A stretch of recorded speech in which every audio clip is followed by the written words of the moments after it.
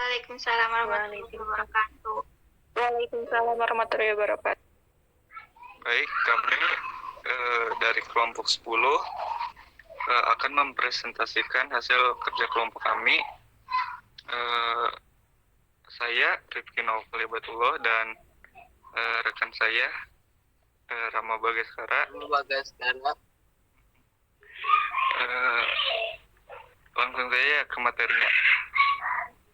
Rama.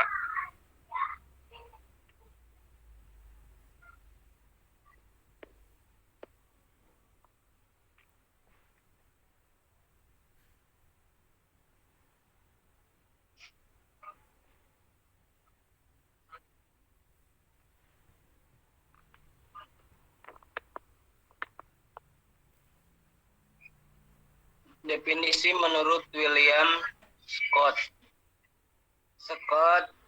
2003-369 mendefinisikan earning management sebagai pilihan yang dilakukan oleh manajer dalam menentukan kebijakan akuntansi untuk mencapai beberapa tujuan tertentu.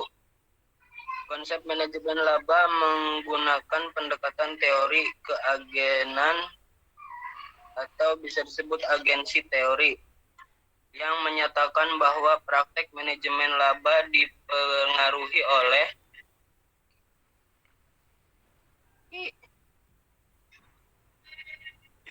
itu dipoto, Mak. Hah? Dipoto kan?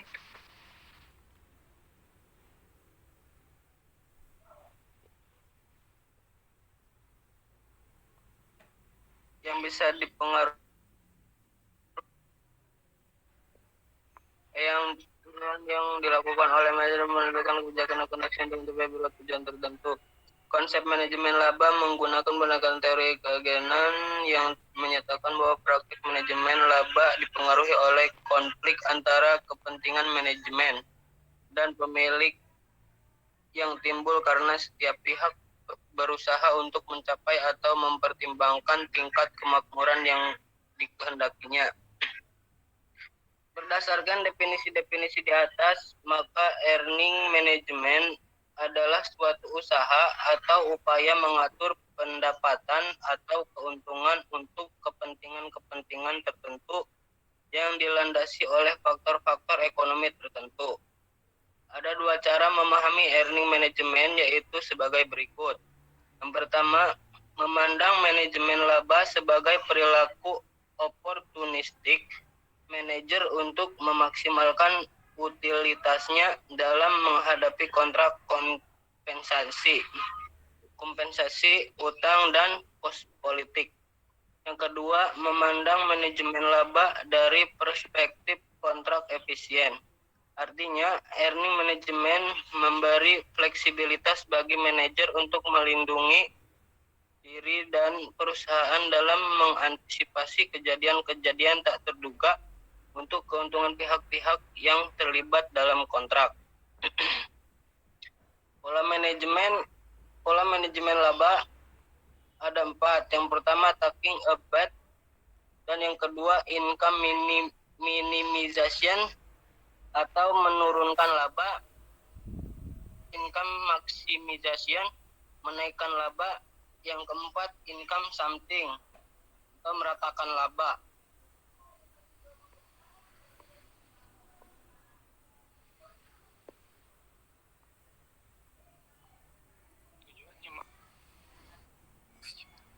Tujuannya, Mak?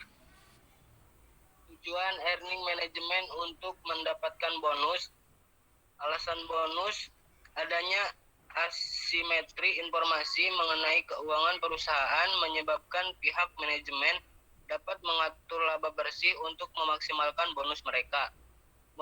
Motivasi bonus merupakan dorongan manajer perusahaan dalam melaporkan laba yang diperolehnya untuk diperoleh bonus yang dihitung atas dasar laba tersebut. Manajer perusahaan dengan rencana bonus lebih mungkin menggunakan metode-metode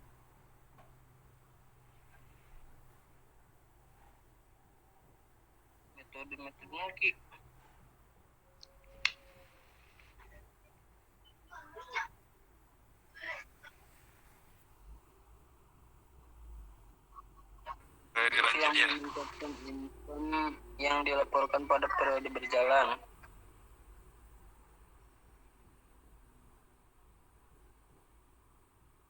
Udah, Mak. Baik, selanjutnya motivasi lain pada earning management. Yang pertama, motivasi kontrak. Motivasi kontrak atas terjadinya manajemen laba dikaitkan dengan penggunaan data akuntansi dalam memonitor dan meregulasi kontrak atas perusahaan dan pihak-pihak lain yang berkepentingan secara eksplisit maupun implisit. Kontrak-kontrak berjenis kompensasi manajemen banyak dikaitkan dengan kinerja keuangan perusahaan. Ada alasan khusus untuk menyebabkan mengapa manajemen laba terjadi pada konteks kontrak, yaitu baik kreditor maupun komite kompensasi, yaitu komite yang menyiapkan berkas kontrak antara manajer perusahaan merasa bahwa upaya mengungkapkan ada tidaknya manajemen laba adalah upaya yang mahal dan membutuhkan waktu. Kondisi ini seakan menjadi pendorong bagi manajer untuk melakukan manajemen laba. Ada dua tujuan untuk menggambarkan earning management dari sisi kontrak, yaitu yang pertama kontrak antara manajer dengan perusahaan. Dalam hal ini, perusahaan memberikan kebebasan bagi manajer untuk melakukan earning management dengan tujuan agar target perusahaan dapat tercapai. Untuk mencapai tujuan perusahaan, menawarkan bonus bagi prestasi manajer yang dapat mencapai target perusahaan. Terus yang kedua, kontrak antara perusahaan dengan kreditur. Kontrak hutang antara perusahaan dengan kreditur pada awal kontrak telah ditentukan. Adanya persyaratan-persyaratan tertentu antara perusahaan dengan kreditur. Adanya pelanggaran pada persyaratan kontrak akan menyebabkan perusahaan terkena penaltis. Oleh sebab itu, untuk menghindari adanya penaltis, perusahaan cenderung meningkatkan pendapatan. Terus memenuhi motivasi ekspektasi laba investor dan mempertahankan reputasi. Pengharapan dari investor bisa dalam berbagai bentuk dan cara. Sebagai contohnya, kemungkinan bisa didasarkan kepada laba dari periode yang sama pada tahun sebelumnya, atau analisa terkini atau perkiraan yang dilakukan oleh perusahaan. Perusahaan yang menawarkan laba lebih besar dari nilai yang diharapkan secara tipikal akan menikmati peningkatan share price secara signifikan. Sejalan dengan revisi investor, pada probabilitas mereka dari performa baik di masa mendatang. Sebagai kebalikannya, maka perusahaan dengan kejutan laba negatif akan mengalami penurunan share price secara signifikan.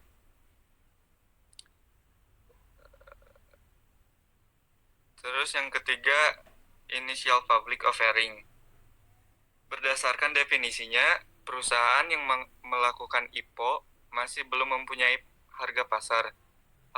Hal ini menimbulkan pertanyaan tentang bagaimana menilai saham dari perusahaan tersebut. Oleh karena itu, informasi akuntansi keuangan yang dimasukkan ke dalam prospektus menjadi sumber informasi yang berguna.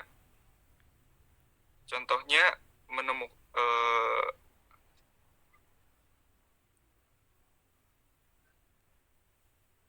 Clarkson, Dontoh, Richardson, dan Servik menemukan temuan bukti empiris bahwa pasar memberikan respon secara positif kepada peramalan earning sebagai sinyal nilai perusahaan.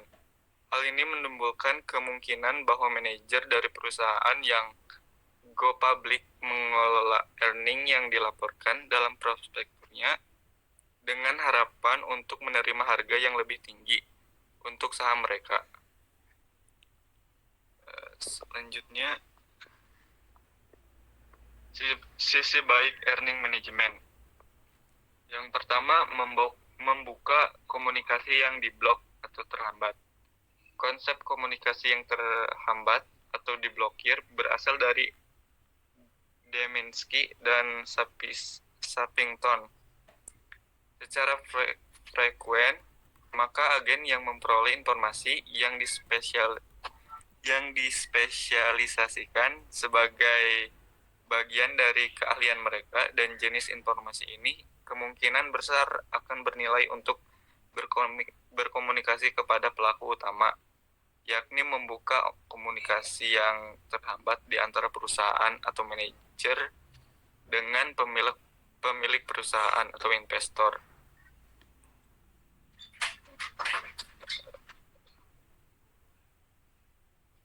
Terus yang kedua, bukti empiris sisi baik earning management.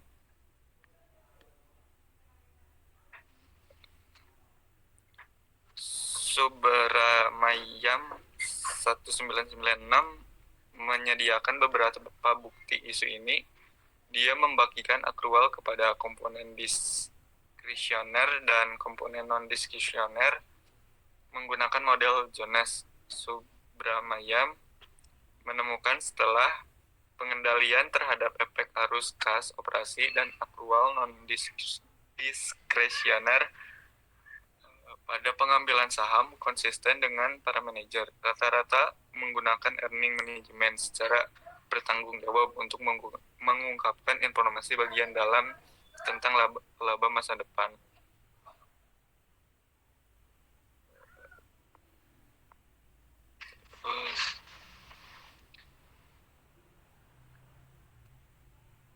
Manajemen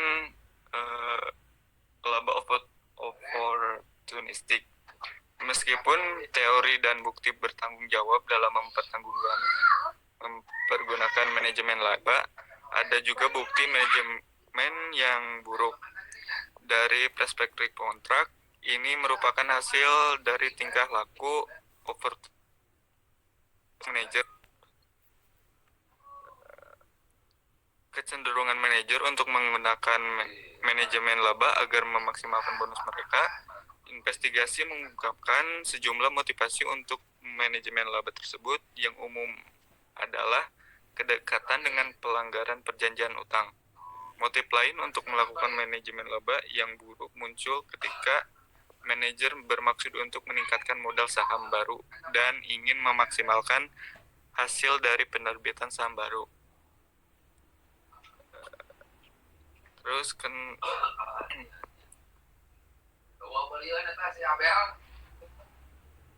Terus apakah manajer menerima pasar sekuritas efisien?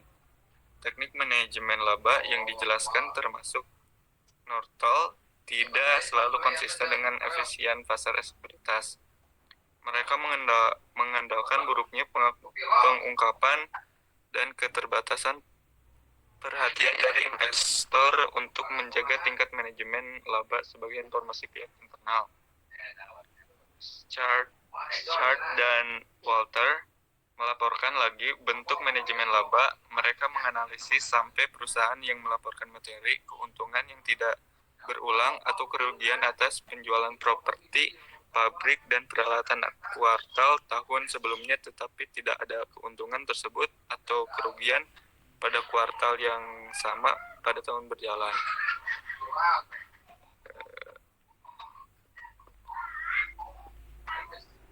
Terus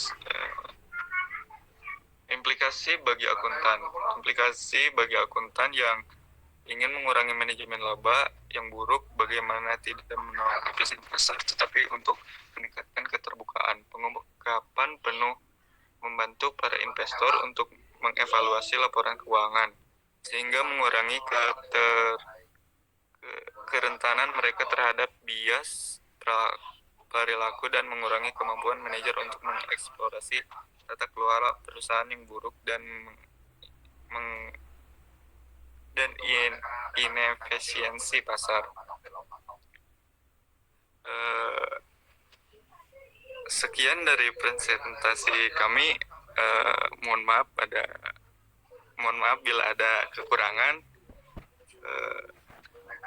Sekarang yang mau bertanya dipersilahkan. Rifki, aku mau tanya dong.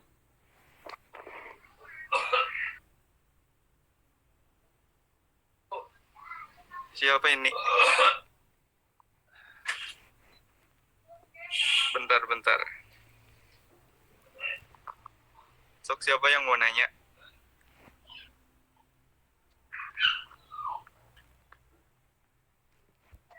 Halo. Yang nanya tadi siapa ya? Rizky, aku di chat Dina. Mana? Mana sih?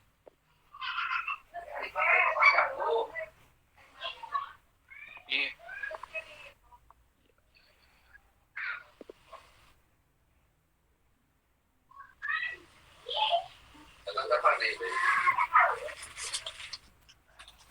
Udah ya, pertanyaan cukup 2 ya. Terima kasih. Pertanyaannya dibatasi cuma 2. Makasih.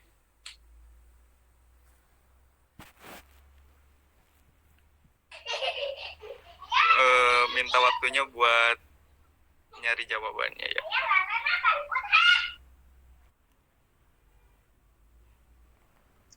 Halo?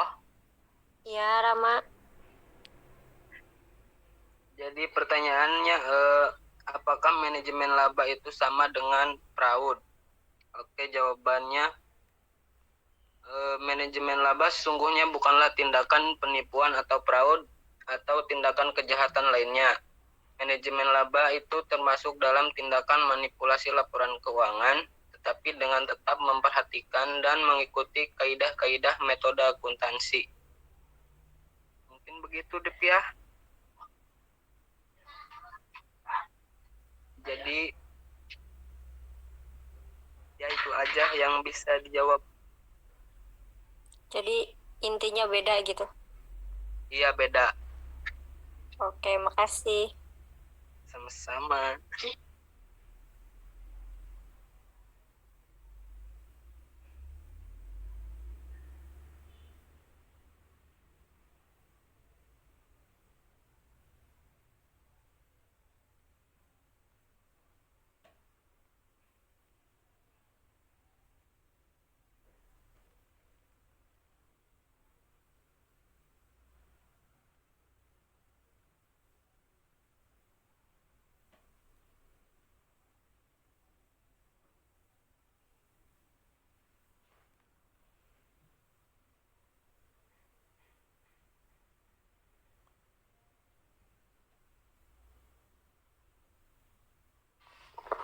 Izin menjawab ya pertanyaan dari siapa tadi? Dari lupa. Oh, Dina ya. Menurut opini saya gini ya.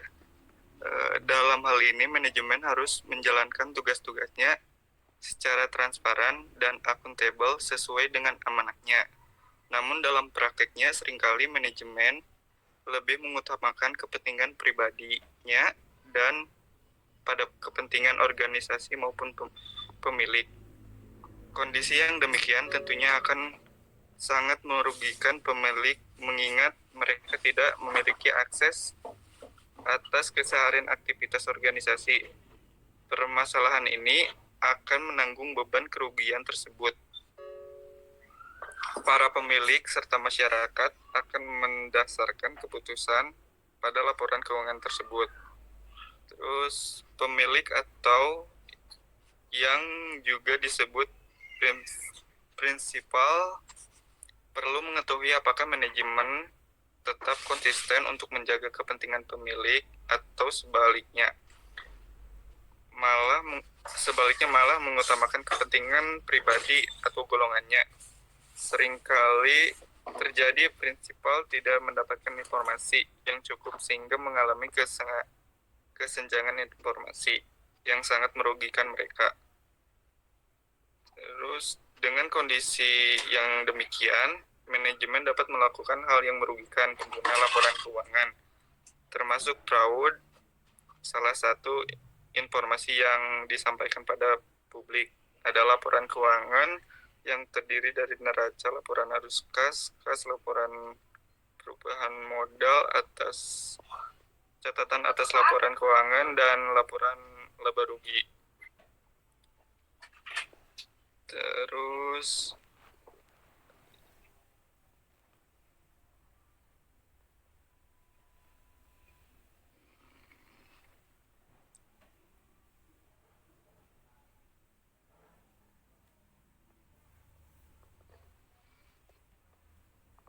kalau ditanya apakah manajemen laba ini tetap ditolerir sebagai suatu kreativitas akuntansi, ya ini masih bisa ditolerir kali ya, menurut saya gitu. Karena ya tadi itu balik lagi ke manajer gitu. Mungkin aku sudah mengerti. Cukup Rifki. Oh, makasih. Itu opini my sotoy opinion. Oke, thank you for your opinion. Oke. Terima kasih kepada yang sudah bertanya. Mohon maaf bila ada kekurangan dalam presentasi kami. Ini tuh pakai kesimpulan gak sih? Terserah Papi. Oh ya udahlah, jangan ya.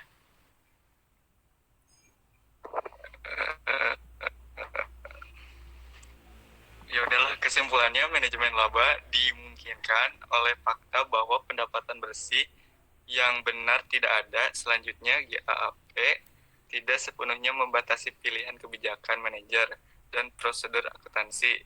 Konsekuensi ekonomi dibuat ketika perubahan GAAP mempengaruhi kemampuan manajer untuk bermain. Artinya, manajer akan bereaksi terhadap perubahan aturan yang mengurangi fleksibilitas pilihan akuntansi mereka. Manajemen laba adalah pemilihan kebijakan akuntansi oleh manajer untuk mencapai tujuan khusus. Terdapat dua cara yang saling melengkapi dan berpikir tentang manajemen. Pertama, perilaku oportunistik manajemen untuk memaksimalkan utilitas dan kompensasi kontrak dan portfolio. Kedua, prospektif kontrak efisien ketika manajemen laba dilakukan untuk menguntungkan semua yang terlibat dalam kontrak. Baik, terima kasih atas waktunya. Wassalamualaikum warahmatullahi wabarakatuh. Waalaikumsalam warahmatullahi wabarakatuh. Langsung aja ya dilanjut dengan kelompok kami tentang kewajiban yang beranggotakan saya sendiri, ada Indah Purnamasari dan Nurul Hanifa. Materi yang pertama akan disampaikan oleh Indah Purnamasari.